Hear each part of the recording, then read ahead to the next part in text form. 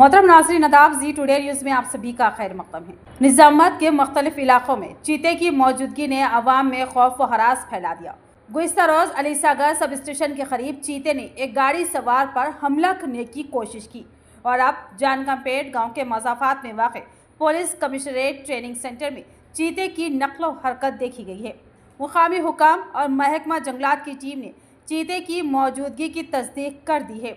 आवाम को हिदायत दी गई है कि रात के वक्त अकेले सफ़र करने से गुरेज करें।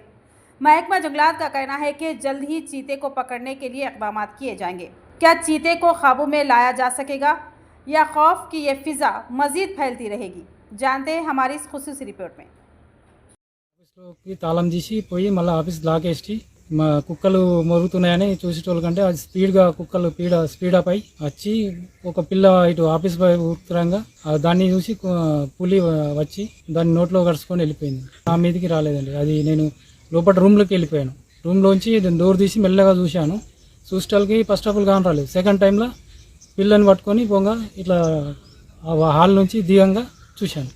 సిటీసీ జాన్కంపేటలో నిన్న సాయంత్రం చిరుతపులి వచ్చిన సమాచారం మేరకు ఏసీపీ గారు సిఐ గారు ఇన్ఫర్మేషన్ ఫోన్ ద్వారా తెలపడం ద్వారా ఇవాళ విజిట్ చేయడం జరిగింది. ఇక్కడ వచ్చి పరిసర ప్రాంతాలన్నింటినీ మా సిబ్బందితో కలిసి అబ్జర్వేషన్ చేస్తే ఇక్కడ అంటే సిటీసీకి సంబంధించిన ల్యాండ్లోనే ఫారెస్ట్ లాగా మొత్తం చెట్లతో సహా రాళ్లతో సహా దాని యొక్క ఆవాసం కింద చిరుతపులి ఆనవాళ్ళు ఇంతకుముందు ఇక్కడ గుర్తించడం జరిగింది. దానివల్ల ఇక్కడ ఫారెస్ట్ మరియు రెవెన్యూ గుట్టలు కలిసి ఉండడం వల్ల ఆ లెపర్డ్ యొక్క మూమెంట్ అనేది ఫారెస్ట్ రెవెన్యూ గుట్టల్లో ఉండడం గుర్తించారు స్టాఫ్.